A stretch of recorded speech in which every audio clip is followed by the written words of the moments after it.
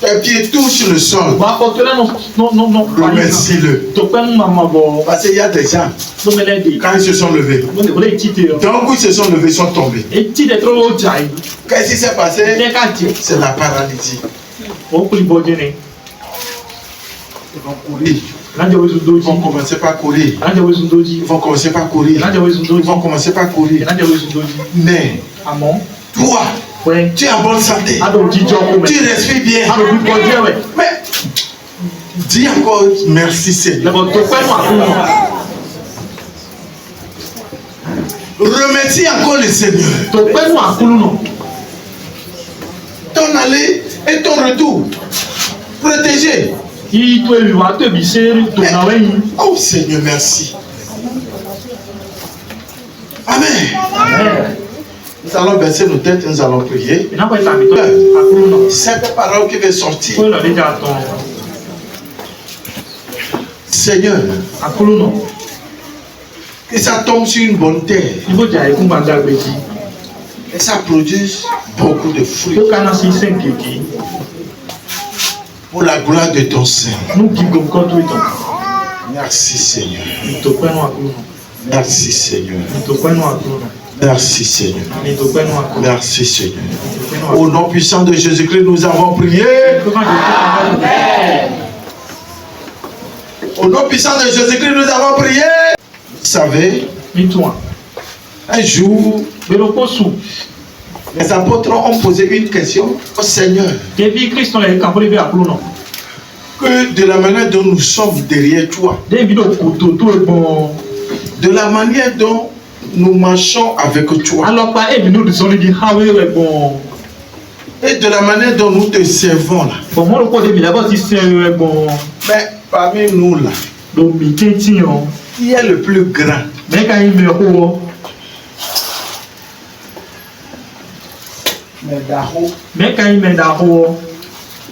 Amen. Amen. Qui est le plus grand parmi nous? Amen. Amen. Nous allons rentrer rapidement dans le livre de Matthieu chapitre 18. À partir du premier verset. Suivez ça très bien. Matthieu 18, le premier verset. Oui. Il est écrit. En ce moment, les disciples s'approchèrent de Jésus et dirent: Qui donc est le plus grand dans le royaume des cieux? Jésus, ayant appelé un petit enfant, le plaça au milieu d'eux et dit: Je vous le dis en vérité, si vous ne vous convertissez pas, et si vous ne devenez comme les petits enfants, vous n'entrerez pas dans le royaume des cieux. Si vous ne devenez pas comme ce petit enfant, et vous ne vous convertissez pas, suivez ça très bien. C'est les apôtres qui lui posaient la question. Ils sont avec lui déjà. Ils sont déjà chrétiens. Ils sont déjà croyants. Ils ont tout reçu. Le Seigneur Jésus-Christ les a envoyés pour aller prier aux gens. Ben, il les a dit: si vous ne devenez pas comme ce petit enfant que j'ai placé au milieu de vous, et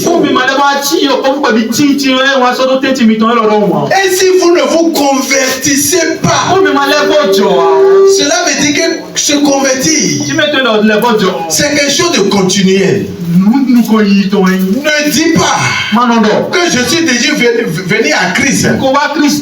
Je suis déjà chrétien. J'occupe tel rang. Donc c'est fini. Tout ce que je fais est bon. Mais convertis-toi. Il faut te convertir. Il faut te repentir.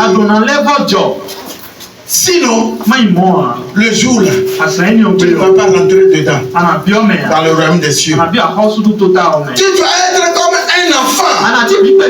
Et quand on parle d'un enfant, je crois que l'enfant est là. C'est les mamans qui vont bien comprendre. Parce que ton enfant est là. L'enfant de l'autre est venu. Un peu seulement. Bagarre a commencé. Parmi les enfants. L'autre a chifflé l'autre. Toi, la maman, tu vois de loin. Ton cœur fait miaou. Tu chiffles mon enfant comme ça. Pourquoi je t'ai dit de ne plus aller là? Tu as tiré ton enfant avec collègue, tu n'as pas rentré dans la chambre. Et tu as enfermé la porte. Si c'est trop, si c'est trop, 30 minutes après, tu oublies un peu, tu laves les bonnes.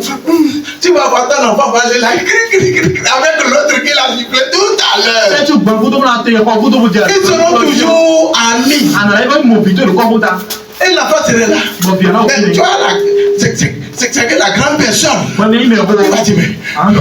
Il est encore reparti là. Je ne suis pas là, l'enfant là. Il ne veut pas me comprendre.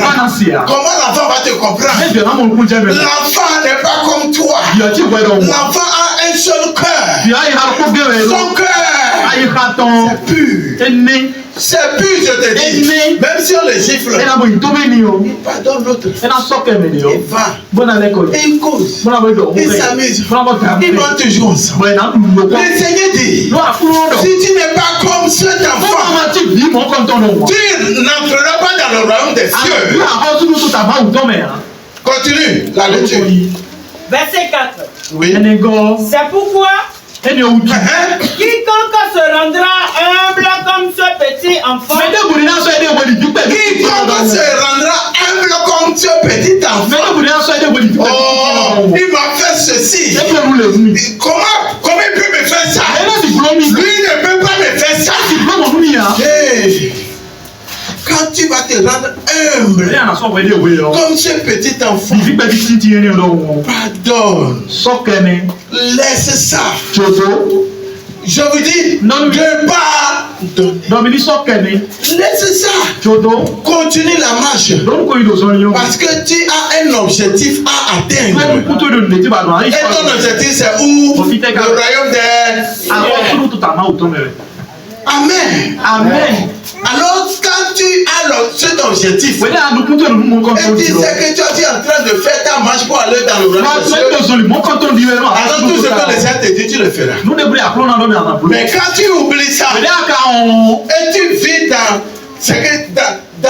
la chair, je veux dire. Alors quand quelqu'un te piétine, je vais le faire. C'est que je vais le faire ça. Qu'il ne me connaît pas. Hey, je vais te dire quelque chose. Continue dans la lecture. Je vais t'expliquer quelque chose. Sera le plus grand dans le royaume des cieux. Celui qui sera humble comme ce petit enfant sera le plus grand dans le royaume des cieux.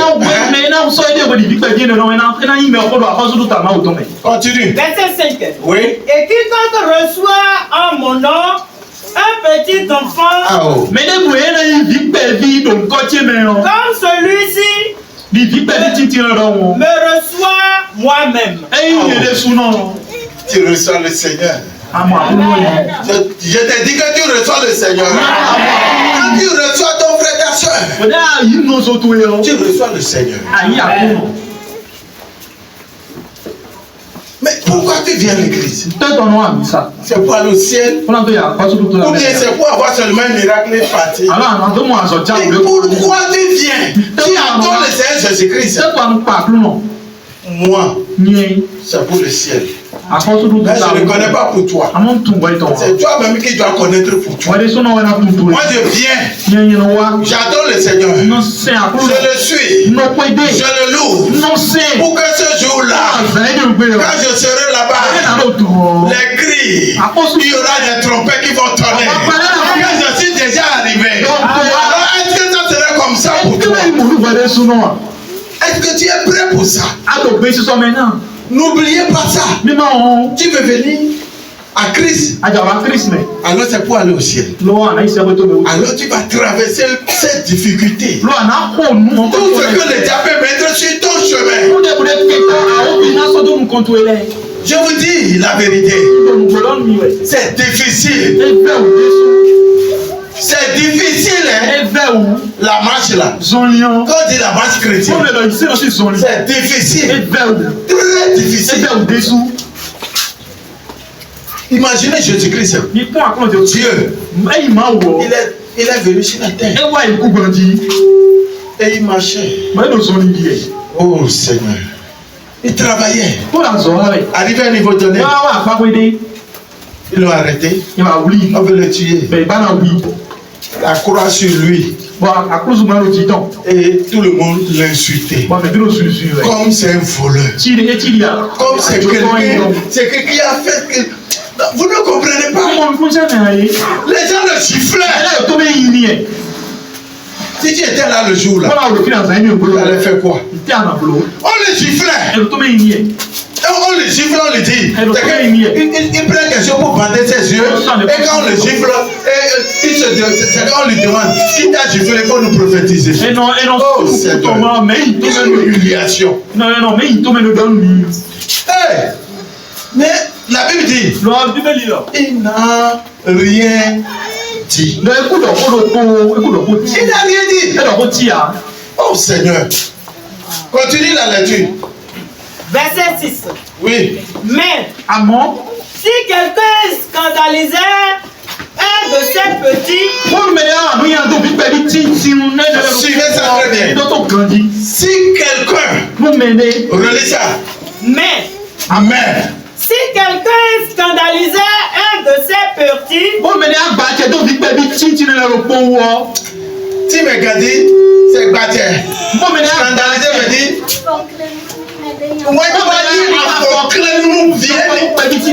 C'est ça. Afoklen, si quelqu'un scandalisait ce petit enfant, oui. Qui croit en moi, Jésus-Christ, il vaudrait mieux pour lui qu'on à son cou. À son cou. Oui. Oh, c'est mieux pour lui qu'on prenne une grosse pierre et on l'attache à son cou et on l'amène pour aller jeter dans la mer, au milieu de la mer. C'est mieux pour cette personne-là. Je ne sais pas si vous comprenez ça. Le Seigneur dit, mais cet enfant, si l'enfant, vous le voyez comme un enfant, et maintenant, il est en train de marcher dans ma volonté, il est en train d'aller, et quelqu'un est devenu une barrière pour lui, pour qu'il avance. Que c'est mieux pour cette personne qu'on attache un gros caillou à son cou et on le jette au milieu de la mer. Et tu meurs pas noyade, c'est mieux pour toi. Parce que ça collègue quand ça va descendre. Continue. Et qu'on le jette au fond de la mer. Malheur au monde. Le Seigneur vient de prononcer un mot. Malheur au monde. À cause des scandales. Car il est nécessaire qu'il arrive des scandales. Amen. Je vais vous informer que dans l'église, il y aura des scandales. Ça ne manquera jamais. L'église qui prie à Jésus-Christ, l'église où il y a la vérité, il y aura toujours il y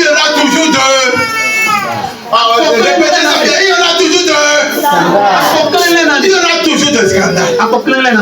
Le diable va créer. Le diable va provoquer. Le diable va utiliser des gens pour amener des scandales dans l'église. Mais malheur à l'homme par qui le scandale arrive. Pensez pour venir. Dis quelque chose. Répète ça. Et si tu ne répètes pas ça bien, ça fait ton colis. Dis, le scandale ne passera jamais par moi pour arriver. Parce que si tu ne pries pas, le